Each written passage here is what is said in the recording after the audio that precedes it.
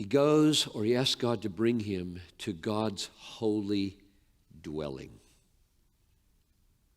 That light and that truth that comes is going to lead him to God's holy dwelling, the sanctuary, the altar of God.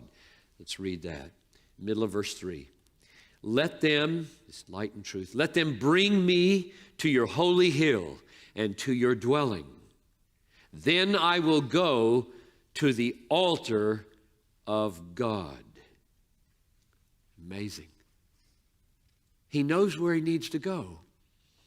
And he's praying for light and truth to dawn so that he gets there. Namely, first in general, the sanctuary, and then very specifically, one part of the sanctuary, the altar. What happens at the altar? Animals are killed at the altar and offered to God for sinners who come to the altar. And so from our standpoint, on this side of the cross, you cannot not read this psalm without, as a Christian, saying, take me to the cross. Lead me to the cross. Let your light and your truth come, and may they lead me to the sanctuary, to the cross, to the high priest, to the sacrifice, Jesus. Because there my sins will be covered. It's not a good thing to feel distant from God when he's not distant from you. We need forgiveness for that.